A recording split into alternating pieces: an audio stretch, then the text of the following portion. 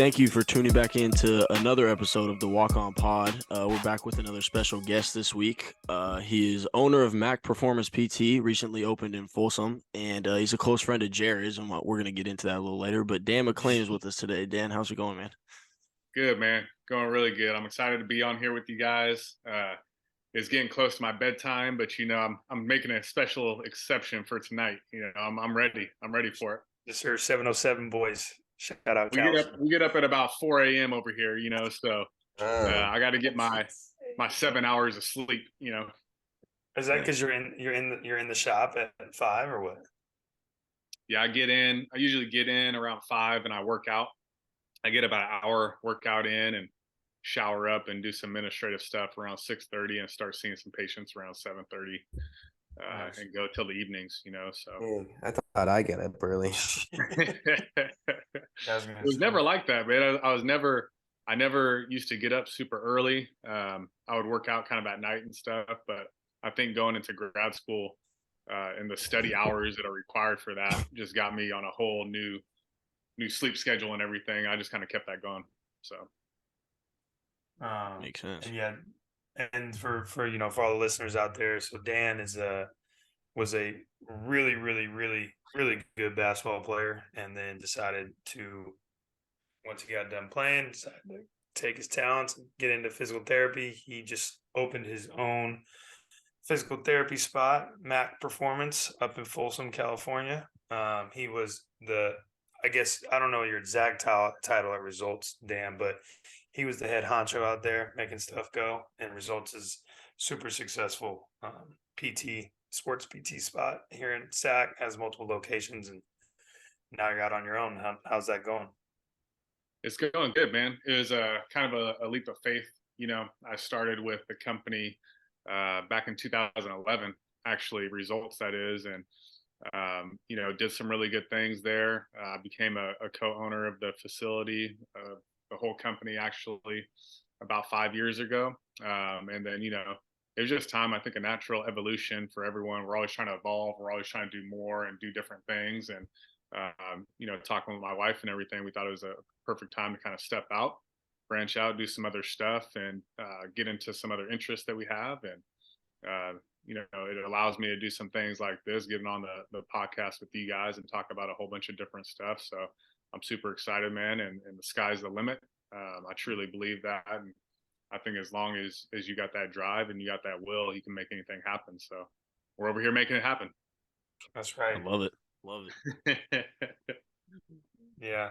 Gritty guard, Tom. Tom, you would have loved playing with Dan. The grit was nuts. I like that. Hey, man, that's all I got. I wasn't very talented, so you gotta have something. You know what I mean? If you he had can't dribble the ball, you can't shoot the ball. You gotta do something, right? So come on, clips. The clip was there. Let's not ignore that. Played at it, man. I miss the grind of hoop. I think like playing and everything. I came into basketball a little bit later in life. I started playing more in junior high, and actually got cut from the junior high squad over in Vacapena.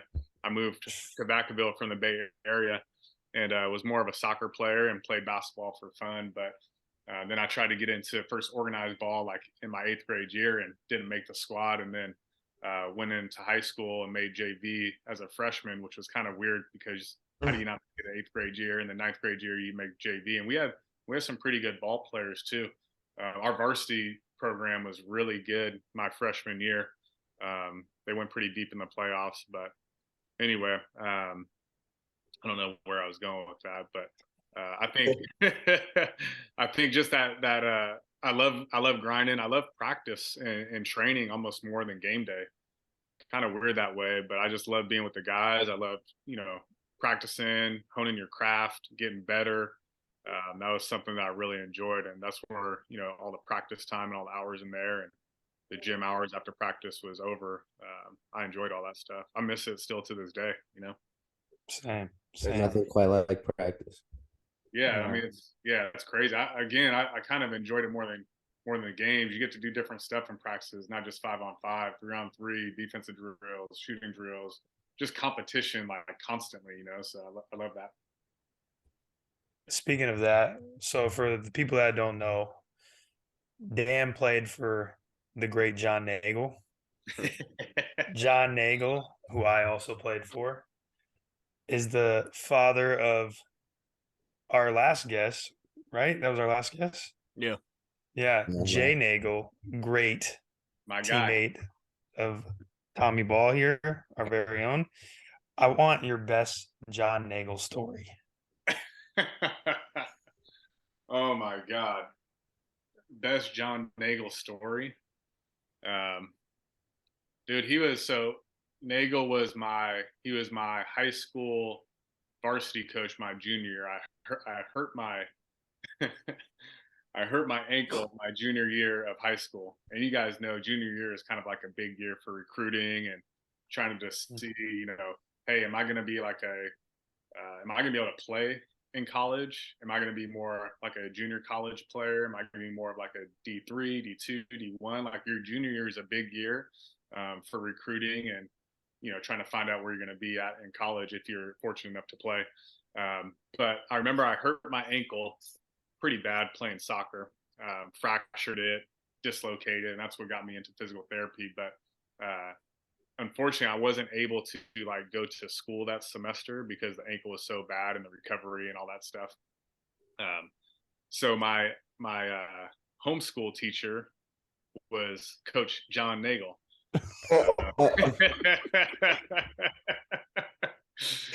And for those who haven't gone through that situation before, when you have a homeschool teacher in high school, they teach you everything. All right, so you're getting your lessons, you're getting your physical education, you're getting your math, science, English. Everything is through one teacher, and just happen to be the varsity basketball coach. So I remember one day, and Kevin Daniels gets into this story. Jared, who was our assistant, he was our assistant coach. Awesome guy, was in my wedding, everything. Like he was awesome.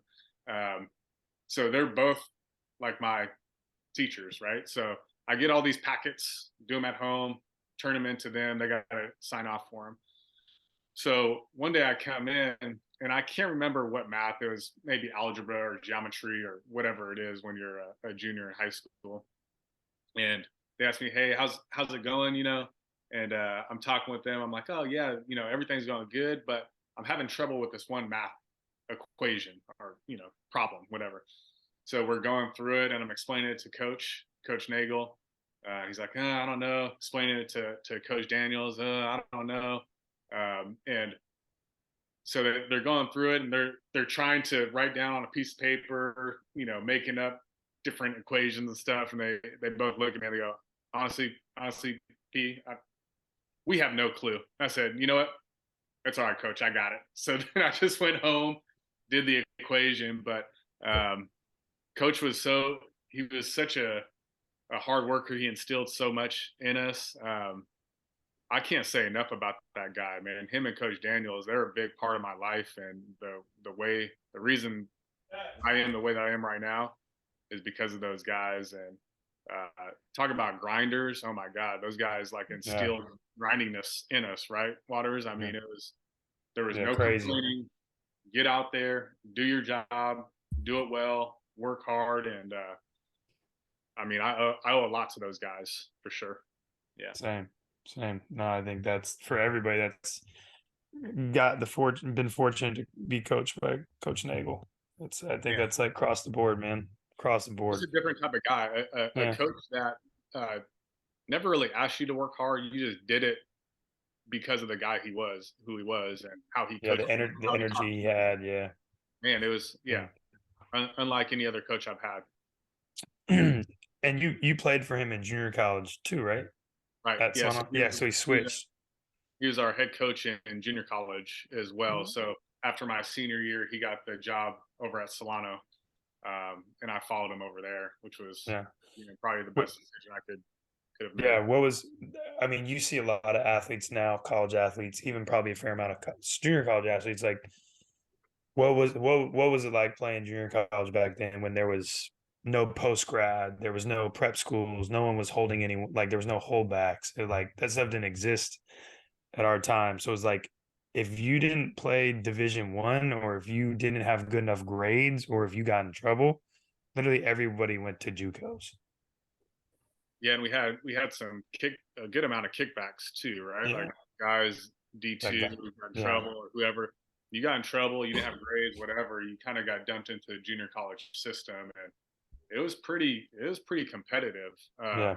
You know, everyone asked because I played high school, junior college, and Division 2, like what's the difference between each level? And honestly, I think the skill levels are the same, but guys are bigger, stronger, faster at each level. And I can imagine that's how it is in a lot of different sports. But back then, man, I'll tell you guys, like with AAU and travel ball and all this stuff right now, there was like none of that. You know what I mean? I think only one of my guys that I played high school with and even college with even played AAU, and that was Dominique. Like he was the Yeah. only kid who played, and that was like later on in life too. That wasn't early, like when you're in middle school and even freshman, sophomore year. That was a little bit later. So there was none of this other stuff. I mean, we just went to the park and we played.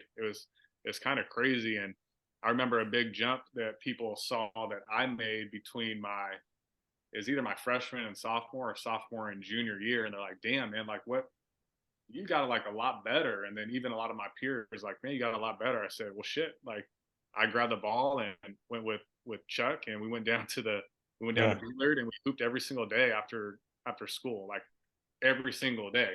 And Yeah. we didn't play with our peers. We played with guys that were a lot older than us and guys who Yeah. were in like college or even older. And I think Yeah. as a young basketball player, you play with people who are older, you just get different skills. You learn to use your body because they're going to body you. So you learn body control and how to use your body a lot better.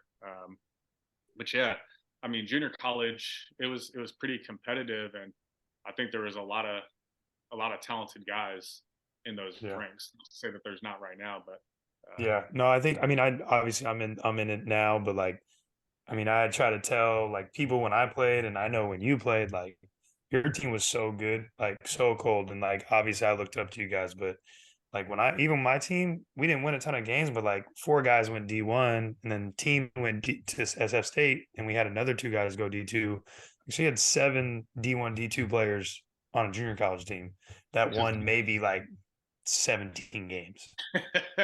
Like, which is nuts, right? yeah, And but our team was good, but we weren't even like a top team in our conference. You know what I yeah, mean? And we were really good. I think, you know, looking at that picture I was showing you guys earlier, I think there was maybe two guys that didn't go. I'm looking at it right now. Actually, I think there was just one guy that didn't go play at another level beyond junior yeah, college. That's pretty incredible, you know. So yeah. Yeah, no, I think it's just a lot different, and the culture, like you said, and just dudes not going out and playing. Is like, I mean, I can one of the first stories I have to tell it since you're here. Like, I remember like going to Millennium Sports Club and like trying to get on the court, and literally all these adults, because it was like one of those things where like it was a list, and there was a list on the wall, and you put your name on the list. And so when I was like 12 years old, I started going in there and working out and trying to play. I always put my name on lists, and the adults, like the real adults, like dudes that are like 30, 40 with like regular jobs, they'd always cross my name off and cut and like kick me off. They like, because I was tiny and like I was a little kid, and I was just like, so I would just wait. And then if it wasn't for Dan and Reg and Neek and KD, like you guys were the ones that like you'd be like, nah, F that. Like his name's on the list. Like he's gonna play with us. And then we would just like run the court. And that's like when Calvin still played. oh yeah, I just remember those days. It was like you said, like just being able to learn from older guys and have older guys that really cared about me getting better and pushing me is like I feel like that's what made me good at what I do now. It's like I feel like I got to do the same thing for Luke and Tommy that you guys did for me. yeah. No, that's awesome. And like I said, playing with people who are older, you're not going to be the top guy, right? And if so, I think a lot of times people who go on and play in college, most likely in their high school, they're like way better than everybody else, right? Like it's noticeable. Like if you're not the best person in your like conference, you're probably the best person on your team, and it's not even close.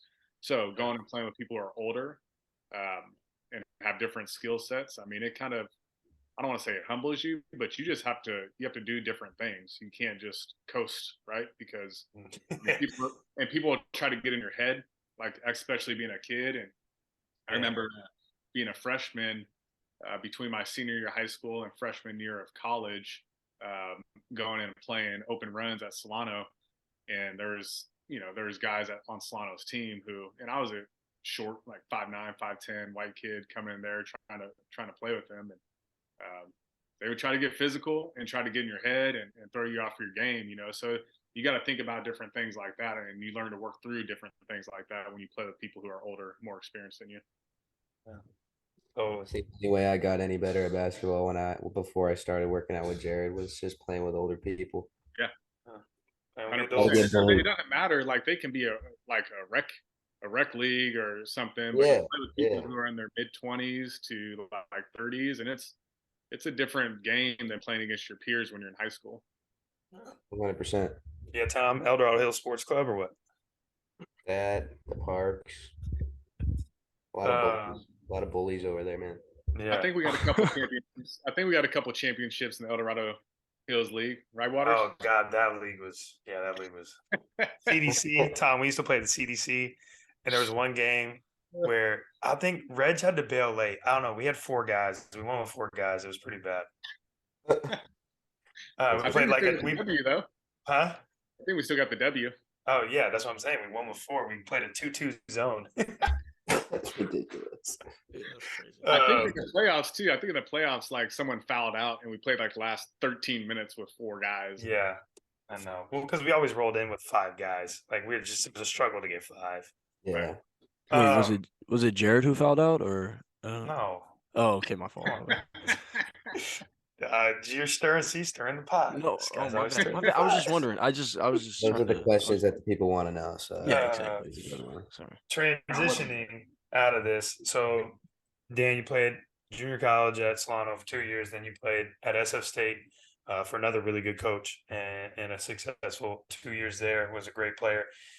I wanted to kind of you to speak on because you've been so successful once you got done playing, but not necessarily like you're still in the basketball or the sports realm, but you're not playing anymore. Like, how was that transition from being like a college athlete to being having a career in physical therapy and all that? I think it was hard. I know you two guys are still playing, Luke and Tommy, and Jared. You probably can speak to this too, but growing up playing sports since I was like 4 years old, whether it be soccer or basketball, and basketball later on, high school and college. But I found myself when I was done playing, all of a sudden, man, I have all this time. Like all of a sudden, like 6 hours out of the day just kind of opened up out of nowhere. Whether you're traveling, you're lifting, you're practicing, you're recovering, you're doing something for that sport, right? Scouting, whatever it is. So it was kind of strange when I was done, and I knew I was done because I had this other goal of going to grad school, becoming a physical therapist based off my history. And when I was injured in high school, that's it kind of like made my mind up at that point. But yeah, it was strange. So I found myself going to the gym still for like 3-4 hours, which was stupid. I was just kind of wasting time. But it was a tough transition in that I was trying to fill some time, and I was still trying to be super active and fit and all that stuff.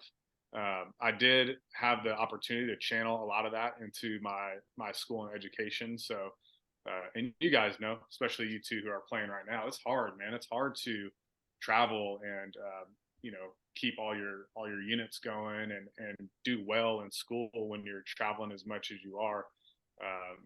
For those student athletes who have like a 3.0, 3.5, like that's super tough. And I knew getting into grad school was very competitive.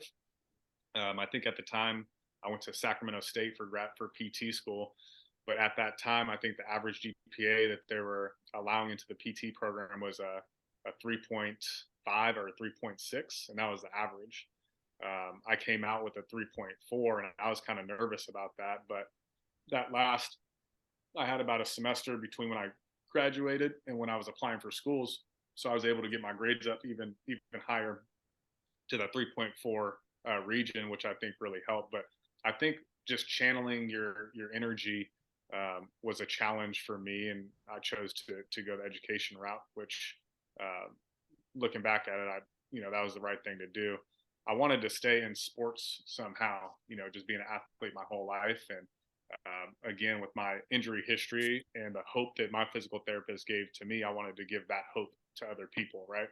Because when you're injured and you've been an athlete and all you do is train and play, and all of a sudden that stops, that's pretty, honestly, it's pretty depressing. You kind of question your identity and question what you're going to do next when that's all you've known, that's all you've ever done. So that hope that I got when I was hurt with my PT, that's the hope that I wanted to provide to other people. And hopefully I've done that over the last like 10, 11 years, and hopefully the next 20 plus, so again, just channeling energy, getting into grad school, trying to knock that out of the park, taking the board exams. I did a long-term internship at a place called Athletes Performance, which is now called Exos, which really opened my eyes to like professional sports, NFL, NBA, all those guys, MLB players, the medical system for them. I moved back to Sacramento, tried to emulate the same thing with results, and still trying to do that now with my new company, Mac Performance. So nice. Yeah, Luke's in grad school right now. Tough. Yep. It's tough, different. baby. It's different. Yeah. It's different for sure. What program are you in? I'm studying communications. Uh-huh. It made the most sense trying to balance that in hoop still. Yeah. But the thing, and I think you kind of talked about it really well, is like once I got to the grad school portion, it's no longer like instructor driven. It's like, here's your syllabus. These are the things that need to be done at this point. Like, it's on you now. So like if you don't have those skills that you're talking about, like being able to keep yourself disciplined, get stuff done on time, be prepared in the right areas, then like you're gonna get lost. And then if you're lost in school, you don't get to get on the court, you don't get to practice, like you get caught up. So like you said, like you got to learn how to be able to focus your energy on what's important, and it's going to carry over. Yeah, for sure. And it's the same thing, right? Whether an injury stops you from playing or your grades stop you from playing, if your ultimate goal is playing, you have to do everything that you need to do in order to play, right? So, some guys don't look at it like that, but if you don't have grades, you don't play, then what are you doing? What's really important to you at that time? And, Right. Yeah, totally. No, I agree with that. And I think that's the other thing too, is like college basketball, especially because the season's so long, is like whether you're playing at the beginning of the year or not playing at the beginning of the year, or whether you're playing at the end or whatever it is, like the war of attrition in college basketball is like unmatched. Yeah. And that's what I tell like everybody. I told Tommy, I told Luke, every kid I know that goes to college, like that first semester, you're kind of like just getting your feet wet, getting used to college. Like, dang, I don't have to be in the classroom for 7 hours. This isn't that bad. But then it's like you finish your first finals of first semester, then you have like 4 weeks, 5 weeks where you're literally just going to practice, and you have the rest of the day to do nothing. And then second semester hits, and then now you're really in the conference traveling where you're playing 2 to 3 games a week, and like you're missing classes, and like then that shit catches up to you, and it's like it's tough, man. That second semester is hard, and the dudes that can long season. yeah, the dudes that can lock in and really take care of all that stuff that Dan's talking about, like those are the dudes that really excel when like the end of the season happens. But I think it's such a routine thing that has to start like way earlier, like, and I can tell you, like, and I've talked about it a bunch, like Luke and Tommy, it was never working out was never a negotiable thing because they took care of everything else. It was never, I never once had Tommy or Luke be like, I can't make it to the workout because I got to study for this or I have to do this. Like they allotted their time for that, knowing how to balance. And I know like you did the same thing, Dan. That's why you were successful. And I felt like I did a pretty good job of the same thing. Yeah, it's just you got to prioritize stuff, man. There's only 24 hours in a day, even though I'm trying to get the vote for 26 hours. It's not really happening, but you have a goal. You prioritize everything that needs to be done to reach that goal. Sometimes, like going out and all that stuff has to slide to the side for that night or whatever because you got a big test or you got a big game or hey, you got to go travel the next morning. I mean, there's You just really got to prioritize and know what you want and what it takes to get there. I think a lot of people know what they want, but a lot of people don't know what it takes to get there.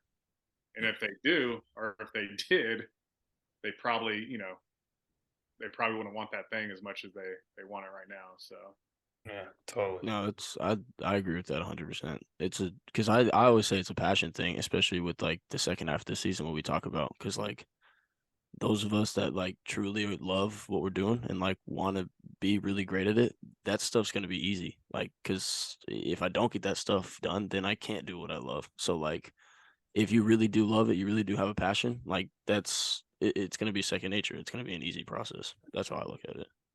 I was just gonna say it's funny to me that Jay brings that up because like in high school, like I just thought that's how it was. Like that's just like how I operated. And then like I'm like hearing like not to like I'm not gonna name names or anything or like anything I like know that, but exactly like where you're hearing going. hearing these things that Jared tells me about some of his clients that can't come to workouts. I'm like, what?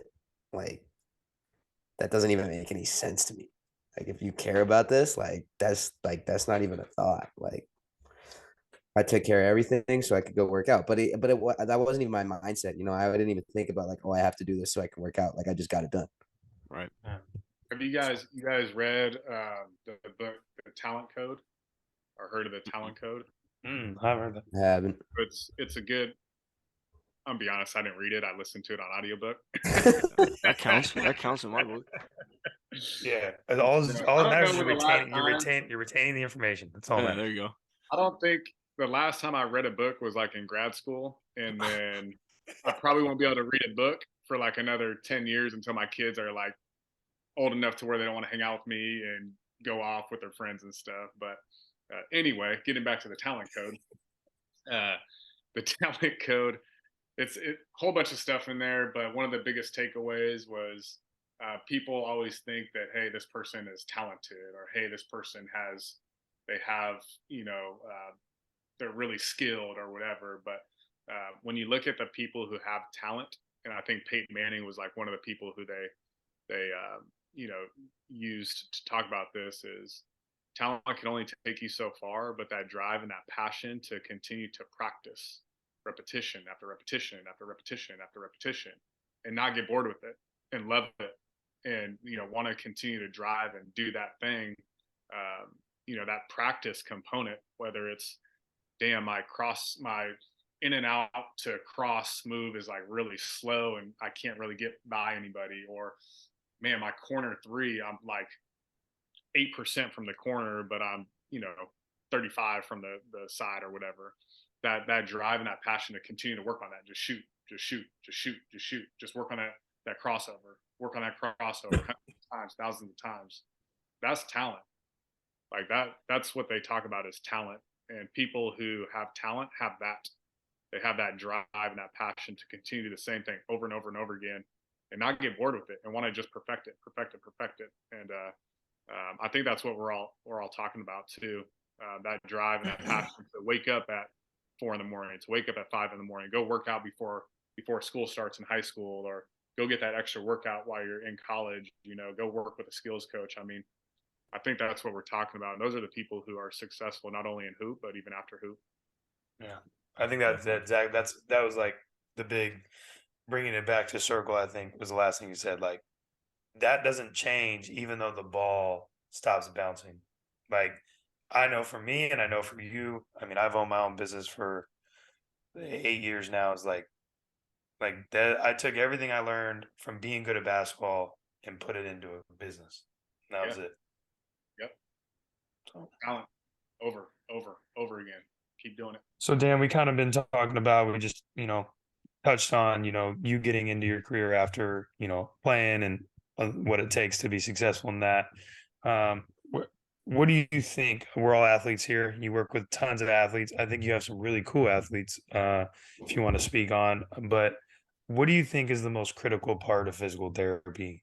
I know it's like such a big realm and we only have like a limited amount of time, but maybe if like just for a general, or you can just speak on just for basketball players specifically, but we've had water polo players on here. We've had other athletes on here. So what do you think the most critical part of physical therapy is? I think we touched on it a little bit back with my story and kind of what we talked about it playing versus non-playing, and when you're forced to have to step away from the game for a certain period of time, um, whether it's a physical thing or you don't have the grades or whatever. But when a person is unable to do the thing that they love and do the thing that they kind of live for, that's people can go in a dark place. You know what I mean? A dark place can be, as small as feeling sad, or it could be like going down a deep dark hole of not wanting to go hang out with their friends and be social because they're not doing the thing that they love to do. So I think for physical therapy, the thing that doesn't get talked about enough is like the mental side of it and the mental side of injuries. You know what I mean?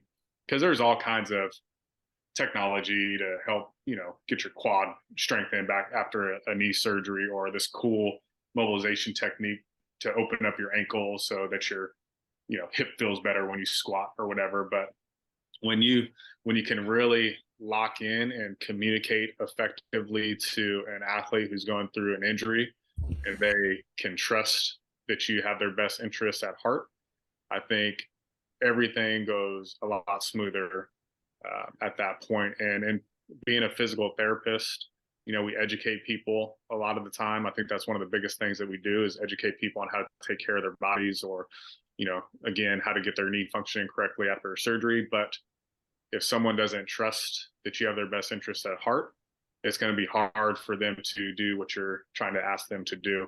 And then outcomes aren't as good because that person's not doing what you know that is right for them to do.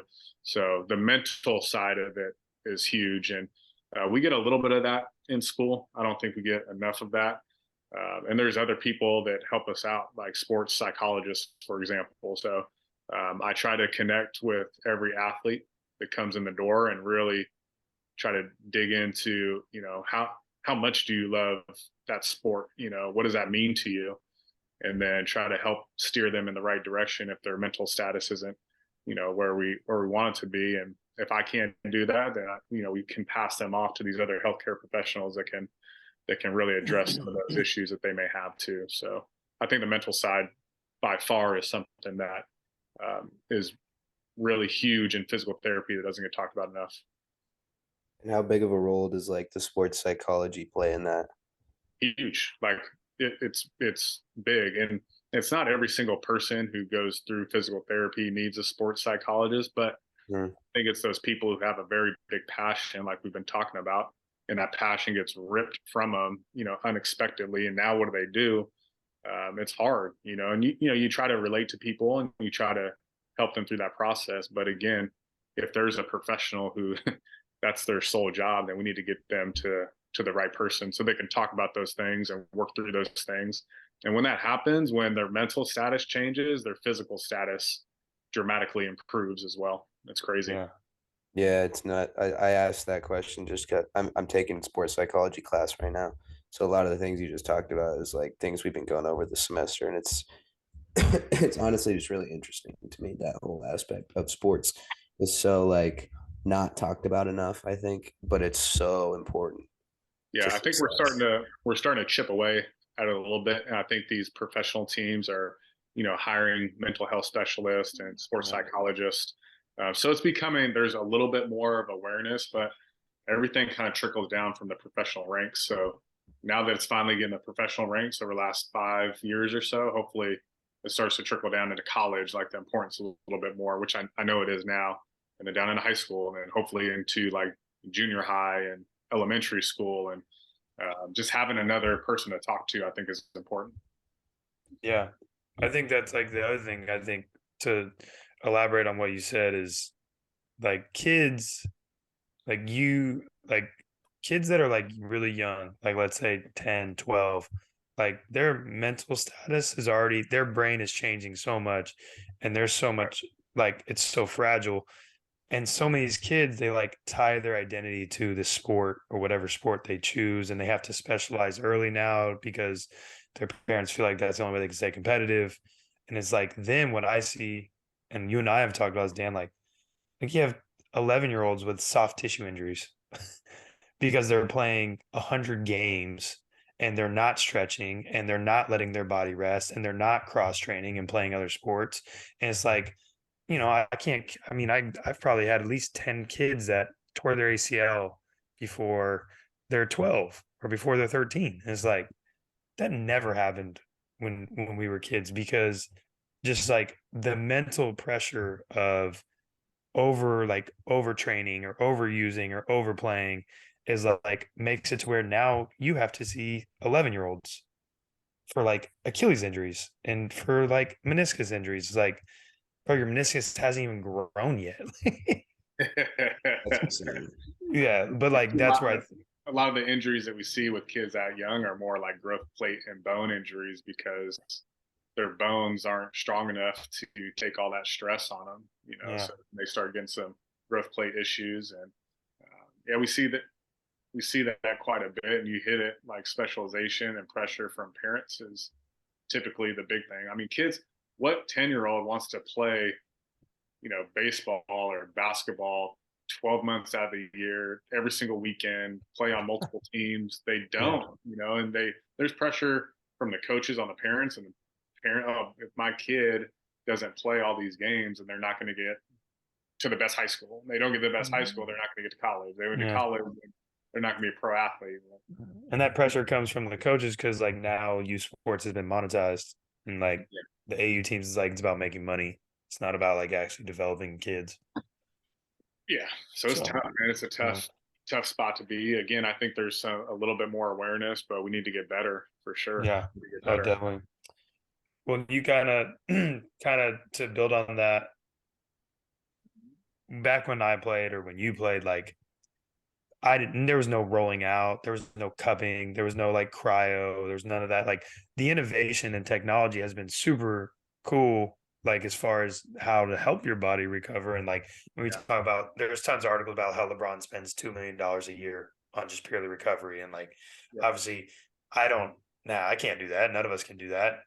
But like, what do you think, like, is the next like industry innovation that's going to hit or going to shift kind of how things, like how when, like cryo or, what's the next like big innovative thing that's going to hit PT? They're starting to do a lot more like monitoring.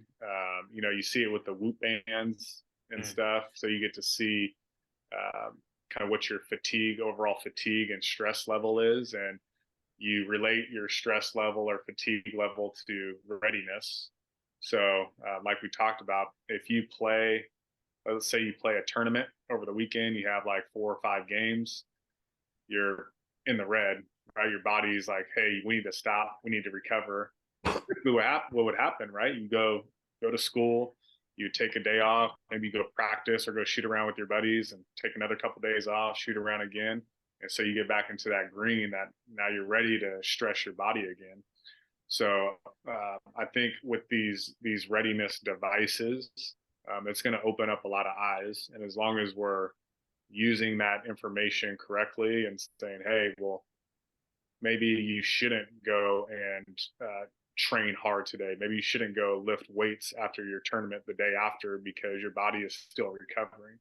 And if you continuously beat your body down, fatigue goes up, injuries go up, proprioception is worse. There's swelling in your joints, and that makes your body respond a lot slower. And that's where these either small or big injuries start to happen. So a lot of these readiness devices, I think, is going to be the bigger thing that's going to be happening. You'll see everyone wearing them, and just training smarter, I think, is going to be very important. Because like you said, we got all this stuff. We got Normatex, we got cryotherapy, you got massage guns, and it's in people's hands now. Like before, you used to go to your physical therapist or your strength coach or your chiropractor, and you can utilize these things. But now everyone has them in their room, so people are trying to recover. But just because you use that stuff doesn't mean you're ready to like go the next day. So we still got to get better at educating people that it's okay to rest, and if you rest, your body builds up and gets stronger versus continuously breaking it down. So the recovery stuff, I think, is gonna be big. I like that. I like that. Whoop I was on the Normatec today, actually. So On the private, the Tiger plane or what? Yeah, oh yeah, good one, bro. Good one, bro. I think the only thing that we had when I was in college was a whirlpool, and that's the one Yeah, thing that I used that was it. a bunch. The ice bath whirlpool. I was gonna say, It was like double days, and you do that for like your week or two, and your body's just shit. And that made me feel the best. Yeah. And that's what the Normatecs are for, right? They're trying to pump your legs out, pump out the micro inflammation that happens with training hard, and get it back into your trunk. And when you sit in a freezing cold tub of water, that's the exact thing that happens too. Your body's trying to protect its heart and lungs and liver, everything that keeps you alive, and bring blood into your trunk. And then you get out and you get new blood down to your extremities. So I think that's the best thing that we had when I was in college, for sure. Yeah, that was it. Yep. Yeah. I'm an ice bath fan as well. I'm not mad at that one. I'm a big ice. Yeah, no, I did want to ask. This has been a theme for me with all our guests that have known Jared for years. What is your best Jared story? Because I think our listeners are starting to get a feel for the type of guy Jared is through these stories, and I just like to build the book that we have going. So I gotta ask. Good book. You know, I don't know if it's a funny story, but I think it speaks to Jared's character. But I think when first started like coaching Jared a little bit and working out with him and stuff, and like he was talking about, you put your name on the board, people cross it off. Jared was not always the best basketball player. Okay. And you guys seen Jared walk. He's got like some tight hips, little sway side to side. Everyone knows what I'm talking about with the Jared walk, right? Butts out a little bit, But one thing that Jared always did is he never gave up, never got down on himself, always tried again and again and again and again. Like you do like one-on-one drills, and we always at Solano, we always did like a wing coming out, catching, and working on different moves. And I remember specifically one time where if you're on defense, you don't get off until you get a stop, right? I think Jared, like, in order to get a stop, he like tripped, fell, grabbed the ball like dead after, going like 10, 12 times. But yeah, a lot of guys, they would like give up, and you see it, and they would take plays off, right? So like you would get beat 3 or 4 times, and you're tired because you're on defense, and it's going like this. And guys would purposefully let people go, take a couple plays off, and then get back to it. Jared would kill himself every single play until he made that stop. So I think it just speaks to his character. I think it speaks to what he's done and what he continues to do. And that never giving up mentality is something that was baked into us since we were kids. And it's kind of cool to see him still have that to this day. So. Yeah, that was not fair though. That was like the gauntlet. That was you, Neek, Reg, Chad, KD, Joe J. I think we went through the rotation about 3 times. They were probably loving it too. Run it back. Hey, there is no one's feeling bad for you on the hoop court. At least not in those groups. Not in those groups. Giving it to you, which made you a better player. You know what I mean? It made you more resilient. But bro, Chad used to beat me 21-0 in 21 on purpose when I was like 13. Yeah. He was the best player at one. Well, he was one of them. Him and Reg were probably, you'd say, the best players that year. They were really good. Yeah, and Chad was like 6'5" with bounce, and he would just like, he wouldn't care. Like he would not let me score, and just talk crazy to me the whole time. Yeah. I was like 13, dude. I was just like, but we kept playing with Delia. Those are some rough days. Calvin used to do the same thing. Calvin used to knock me on the ground all the time. Like, what are you going to do? You're going to walk out of the gym? You sit there and you take it and you try to get that damn ball. I mean, that's what you do. Yeah, it was, Oh, those are crazy times. Crazy time. Good times, though. I didn't think about that question until you just asked that to me, Luke. So that was like right off the top of my brain, though. I'll tell you that. No, that was good. I think that Luke tries to spring that on everybody. Yeah, no, because I think we've all have had some great Jared experiences. I And can, I I can, think, I have to. I'll go ahead, Luke. My fault. well, I was just gonna say, I think you put it in a good light, in terms of Yeah, Jared's like resiliency. that's Yeah. the There's first. That was there, the first positive story of all the well, stories so I far. was gonna say most of these stories lead to your stubbornness, and I think the resiliency and stubbornness there's a parallel there a little bit, It's double-edged sword. Yeah, Very big so parallel. yeah, Can't so have one without stubbornness the isn't other. a bad thing. It's just Peanut I butter and don't know. jelly. I don't know. You can talk to Amanda about that. She We might could talk to disagree. Keith about that as well. No, don't get Keys involved. I have to say something else about. I have a funny story. A couple like it's the same realm. Like Dan is like the night. Like obviously we know each other for a long time. When I was still playing and like working out and stuff, I would like somehow get hurt, or when my hips started getting really bad, I would just like hit Dan. I'd be like, bro, like I can't walk straight. Can I just come into results for like 5 minutes? Like you just fix me. Just tell me what to, That's like, happened a few times. bro. That's Like happened a few so times. actually Luke was there. So Luke, Tommy, remember during COVID when we were playing at Marble, we were playing 2v2. I actually remember you talking about you needing to go to your boy Yeah. about this. Yeah, When I which is messed up, Dan. remember when I sprained, like when I pulled my LCL, yes, I Dan? remember it. Yeah. Like that was during COVID. I was playing 2v2 with Luke and Tommy and Will, who played at Sac State, and me and Tommy were getting killed, and I was getting very frustrated. And then that's when I Yeah. got hurt, and then I had that tingling feeling. I'm like, I was driving home, I couldn't feel my leg anymore, and I couldn't walk. I was like, oh, I gotta hit Dan. I hope they're open. It's like they're what did they call it then during COVID? It was like the critical businesses or the businesses that were whatever it was like. Critical. Yeah. So I was like, all right, Dan will be open. So I literally went to Dan next day. I was like, bro, I can't walk. Like, what did I do? Yeah, that was a weird. That's you Yeah. don't see that injury a lot in basketball players. So Yeah. I think it's that little butt walk that you do. Yeah. Yeah. It's totally that's what it was. I don't know. If you were in the gym that day, it was probably a mixture of a few things, honestly. I don't know. Yeah. Anger, frustration, little Marble Dis- Valley gym. Probably threw the ball dis- the wrong way a couple disappointment. times.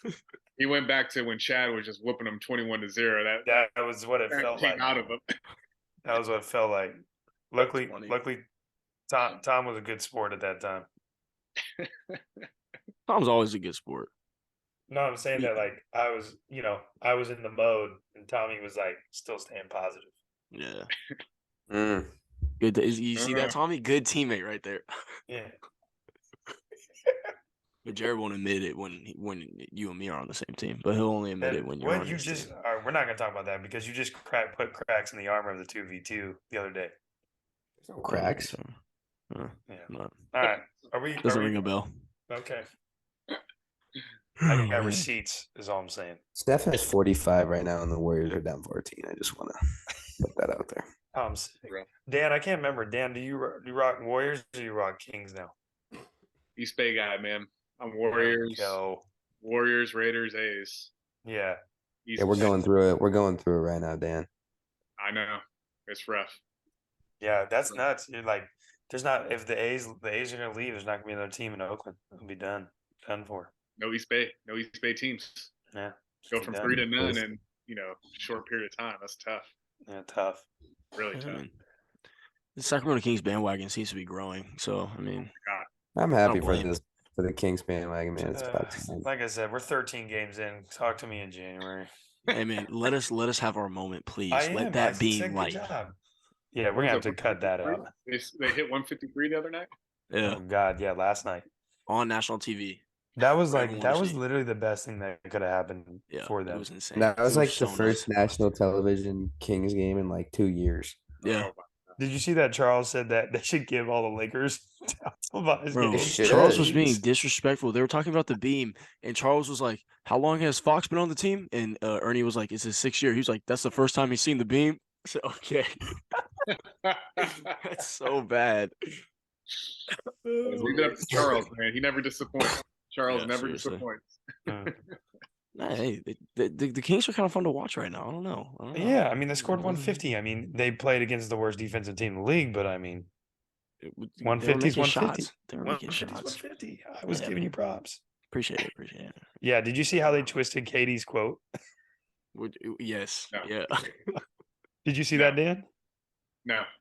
They literally they in the interview, Katie had this big old long interview and had said all these really good things and positive things. And the only thing that they cut out of the quote was like he named the starting five as like, are we actually supposed to win any games with these people just because I'm on the court? But he like named each dude that was starting. It just looked really bad, but like if you read the whole interview, it's like they just we'll do that to Yeah. you. Well, I watched the interview and I didn't even notice the quote until they put it out. until they pulled it out. Yeah, during the interview, it didn't even stick out. yeah, media. I guess you put a collection of characters together like they did a few years ago. Ooh wee. Yeah. What do you think? What do you think? Bad. All right, Luke, is that time or you got something else? I'm good. Tom, you good? Yeah. Tom's in morning right now. It's all right, Tom. Yeah, man. It's early in I've the been season, buddy. I've been there before. I know how. I'm straight. I just You see the glaring holes and you're worried that they're not going to get remedied. the roster's bad. That's my concern. Who's bad? I'm talking about the Warriors. Oh, they'll be all right. Yeah, the bench is so bad and they don't play defense. They'll be all right. Once they hone in their rotation, they'll be all right. Yeah. I've been a fan for a long time. I get too invested. It's It's a really bad thing I have. I don't think there's anything wrong with that. Yeah, I'm not mad. Tom, you're just young. You haven't seen. You just weren't around when they were winning. Like me and Dan were around when they were drafting Mike Dunleavy Jr. third. They were horrible. Bullshit. Donald Foyle got $65 million in like 2002. Well, my guys are getting old here. And it doesn't look good for the young guys right now. So yeah, you might. It was like you could get a lower bowl ticket for like $30. yeah, I need. That's how bad they were. Yeah, I don't think the Chase Center would be like that, but Probably lower than that. Probably lower than 30. That's crazy. Yeah, it was nuts. Right. Well, nothing's crazier than the Kings giving away tickets when they were at Arco. $5 tickets to Arco Arena. That was insane. That was a nuts time for Kings basketball. It costs more to go to the Sacramento Zoo. It costs more to get a hot dog at the game. I was gonna say $5 ticket, $13 beer. Seriously. Still got $2 left after that 20 though. That's right. That's right. Be able to pay for parking. Speaking of money, I found my old wallet today that had $100 bill in it. So like today's a good day. Look at you, Tom. And They were giving out Vax cash last year. Like if you were vaccinated, they would give you $100 bill, and then I lost my wallet, and I thought it got stolen. So I had $100. Is that an Idaho thing? I don't feel like that happened in California. Never heard of Yeah, that. it just must have been an Idaho State thing. Yeah, I don't think the public funding in California would have been. I was so sick. I was so sick that I lost that wallet, and my roommate found it today, and I was like, "Wow, today is a damn good day." That's a come up. Yeah, that's a college come up right there. Yeah. Oh my god. Slurpee's on you, bro. Yeah. I trust that putting stroke. All right, starting five here, fellas. See, look, another crack. There's another crack right there. Anyways. No, I'm saying he's good. Yeah, I don't know. Let's get into the starting five. I don't know if I trust that. Stop it. Putting I didn't say that. said. I said that. I said we trust the putting stroke, but it's okay. It's okay. Jared likes it. Yeah, it's nuts. At the time that we're recording this, the last week's starting five has not been voted on yet, so we can't go off of those results for the order. But starting five this week because when this gets put out, Thanksgiving will be in the week following. So we're doing starting five Thanksgiving foods.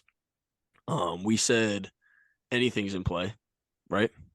Yeah. Just make sure everything's in play. Dan, we've let the guest go first, or at least had the choice to go first. So if you're ready to go, you can take the floor. If you want to see someone else go first. Have to make Thanksgiving dinner this year. He's a real family man. So hey, Thanksgiving is the best holiday. I'm just gonna say that right now. Oh, so your list is gonna be fire. The food is amazing. Mm-hmm. You get family. You can make a fire. What's better than in all of those? Food, fire, family. Ooh, Football. The three Add the Fs. football in there. Football. We got 4. Fs. Four We got 4. Fs. Wow. We could probably find one more F, but I guess we Yeah. should get to the starting 5. So wait, how does this work? So do I go and then you guys go, or what? Yeah, so if you want to give your your starting 5, point guard through center, and then we'll each give our 5, and then we'll circle back and do the walk on after that. All right. This is hilarious. So I'm gonna go point guard, Yep. and probably because this is probably my favorite, pumpkin pie. Okay. You got to have a little spice to be a point guard, right? You got to have like a little, you know what I mean? I love it. I love it. Yeah, He's got it down. spice. He's got it down. Right. Pumpkin spice, baby. All right. 2 guard, mac and cheese. Good pick. Okay. You got to be able to play both ways as a 2 guard. You can't just be all offense, all defense. You got to have a little mac, little cheese, little O, little D, right? Small I forward, like it. mash potatoes. Great pick. Love it. 3 guy is coming down the lane and mashing on you most of the time. Potatoes. He's prepared. You gotta respect Yeah, it. You this gotta is- respect it. Power forward. This one just came to me like right before this, but I feel like the game has changed a lot since the old NBA to the new NBA. But for some reason, a turkey just came to me for some reason. Right. And I don't know. I think it's just the frames of 4-mans now are a little bit longer, a little Big bit more wingspan. like a little bit more wingy, you know what I mean? So turkey just kind of made sense. And then the center, stuffing. Doesn't Great get much one. better. Try to come down the lane. Your mashed potatoes tries to dunk, and the center just stuffs you. So that's what I got, man. That's my. I like That it. was a great Ready five. to That go. was a great. Hey, he was ready with the energy from the Yeah. start. Yeah, I like you, it. I like you, it. you. I don't know if you've listened to any of the pod, Dan, but the vibes, the energy you just put out. Yeah. That was walk. It was up there with pod Owen. high It was up there level. with Owen. Yeah, It was up that there was with high Owen. level. Food, family, fire, football. And then the 5th one. Chill, bro. Okay. Easy. I can't get over that, bro. I can't get over that. That's too funny. All right. Luke, want to go or you want me to go? Yeah, I can go. Okay. All right, so Dan, with my starting 5s, I typically like to take the road less traveled by a little bit. Oh, So here we we don't don't have any preface. we don't have any turkey in my 5, and we don't have any pies in my 5. Just to put that out there. So All right. I don't know. That All might right. lose votes. It's all right, but so at the point guard, this is someone who's has the capability to be a star, but is simply out there making everyone else better. Give me the cranberry sauce at the point guard. Oh, I like that. I think it's just someone that you put it on basically anything else that's on your plate, it's gonna elevate their game. That's So a I got the major cranberry assist. sauce. God, great pick. Yeah. At the 2, Yeah, Dan yeah. took it. I got the mac and cheese at the 2. I think this is my showstopper. Those of you who know me know that mac and cheese is my favorite food. He's probably a shooter, so we got mac and cheese at the 2. Probably a shooter. I'm just saying, I need to like see the percentages on that. one and the same. You mac might and have cheese. Tony Allen mac and cheese. We don't know. No, but think about it. You put the little breadcrumbs on top, boom, put it in the oven. He's heating up. All right, that's the mac and cheese. At the 3, so I took a different approach with this player. I feel like this is a glue guy. This is a guy that you can trust on both ends of the floor. He's going to be a captain. He might not score the most, but he's always going to be ready to defend their best player. Just a glue guy, keeps everyone together. I got the stuffing. I think he's a good 3-man. At the 4, I like what you said. The way the NBA is changing.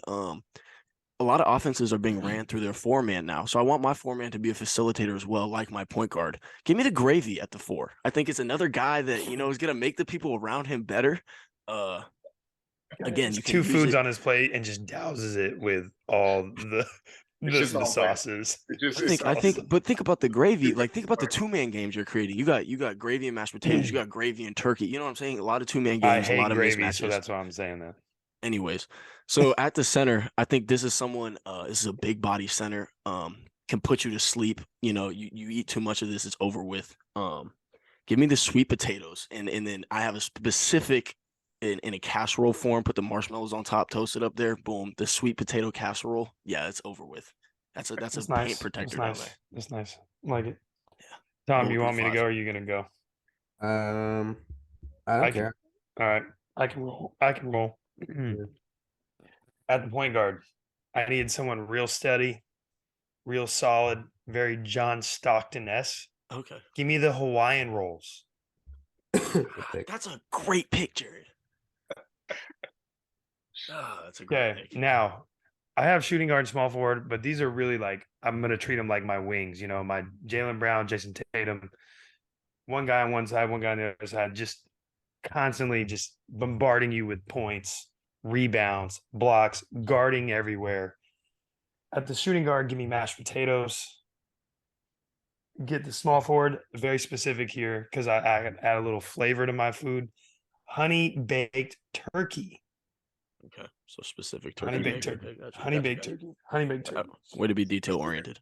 Yeah, you know, well, because everybody gets honey baked ham, but nobody realizes that they have honey baked turkey there. And I'm the only Jared person does. I know that, yeah, I think I'm the only person that actually eats it. I don't think anybody else buys it in that whole See what the store. voters think about that one this week. Yeah, we'll see.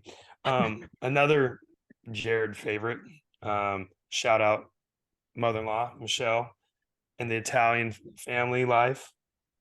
We got cheese ravioli casserole is a Thanksgiving staple. Oh, It doesn't Seems touch like a many niche pick. Yeah, it doesn't touch many tables around the world, but you know, you're gonna need that Robert Ory shot once in a while. Bro just called the ravioli Robert Ory. That's crazy. That seems like a personal jab as well. I mean, power forward. I mean, multiple championships. All right, bro. The cheese ravioli is always a champion in my house. That's all I'm saying. At the center position, again, he's gonna clog that paint. Give me stuffing. Well said. Like it. I like it. some great picks all the way around, man. Just good stuff.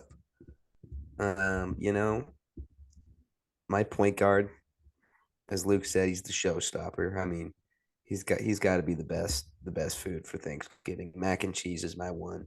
Just a stud. What we need at that position.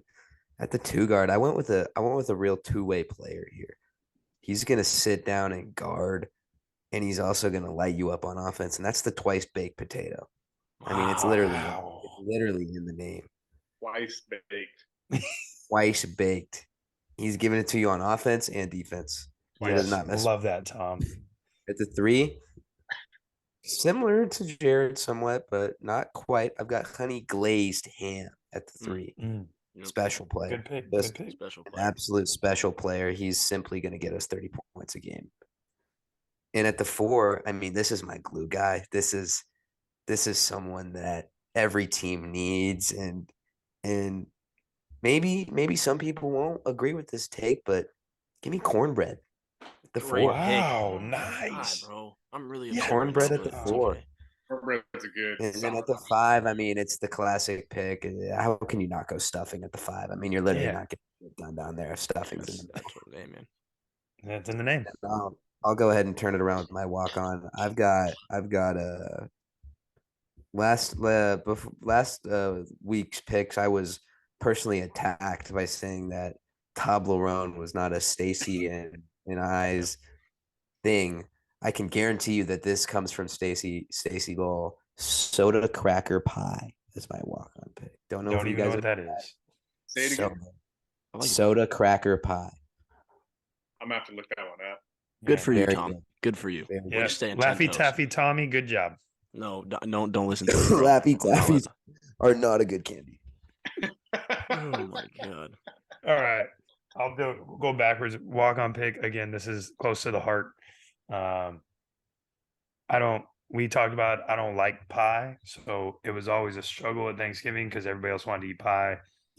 My grandma used to make homemade marble cake, and it is the best dessert that I've ever tasted. And I will never taste a better dessert.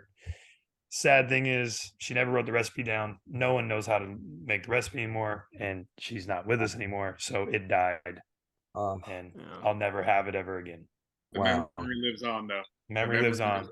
Marble cake. Yes. Grandma Shirley. Right here. Chef's kiss. So my walk on pick was taken already, so I'm gonna make it audible. It was Hawaiian rolls. Jared, great pick. Yeah. What's that board but got up there, Luke? it was Hawaiian rolls, but No, I said what I'm you an got up there improviser. now. I know you I'm like Lamar Jackson in the pocket, improviser. throwing interceptions. This is something that it's different renditions at different tables, but I'm going with the green beans. I think this is something that's slept on. I'm a big greens fan. I think the green beans is a staple. No, that's not what I have Thanksgiving dinner for. No. It's on my plate every year. Vitamin A, I can eat that on Friday. All right, so I'm going with something that is a little sleeper. I think it's in the dessert family. At least in our house, it only comes out one time a year, and everyone kind of looks like, is it really going to be good? Like, what is it? You take a bite, you fall in love with it all over again. Pecan pie. Solid. Great pick. Great pick. Love Great it. pick. Love it. Good stuff all around. Dan, if you weren't sure what we were talking about earlier with the 2v2, there's a bet going on, or a huge 2v2 golf scramble. Luke and Tommy versus me and Keese. They're struggling right now with their team chemistry. We're not and me and struggling, Keese man. are on the way It's up. a false narrative. But Very false narrative, Dan, man. if you ever do want to get out there with Reg or anybody else on the golf course, and if you really want to just see your game go to a new level, 50 chips a night, man, they'll get you right. Especially after that pecan pie, just get out there, work on that tempo. Jared's been in sport court though, in that back room, so I know what he's been doing now. Yeah. Yeah. There's a sim back there. I haven't seen it yet, but it is back there. Good hours. Yeah. But before we send you off, Dan, I need to clarify there is no chemistry issues between me and Luke. We are rock solid. Jared's trying to create this false narrative, and he tries to say that Luke makes these comments, and so what? I don't care if Luke makes any type of comment. I know what we have going. Yeah. You are terrible, and Luke is going to carry. We're gonna win. Dan, and we are gonna win. We are gonna win. Dan, is there anything you want to add or tell us about Mac Performance before we get out of here? Yeah, no, I think the overall goal is to continue to give that hope, right? I talked about it with my story and the hope that I was given when I was a struggling athlete with an injury. I think we're really just trying to give that similar hope to athletes who have the unfortunate circumstance of becoming injured and having to rehab back to that prior level or even better than they were before. So that's really like our goal and our mission. Again, like you guys said, we're in Folsom, California, so we're on the outskirts of Sacramento. Have plans to expand a little bit, but for right now, that's our home, and that's what we want to do and what we want to offer. So if anyone needs to get in touch with us, website is pretty simple, www.macperformancept.com. So that's macperformancept.com, and we have the same handle for our IG account as well. So it's just Mac Performance PT. So keep in touch and see what's new and the latest with us with those two contact points. Beautiful. Appreciate it, man. We really appreciate your time, and we love you, and we know you'll do great things. Thank you so much for coming on here and learning. We're learning a lot about you and about Jared, and another episode in the books. Appreciate everybody who listens in. Thank you guys so much for the support. And these are your favorite walk-ons, and we're walking out.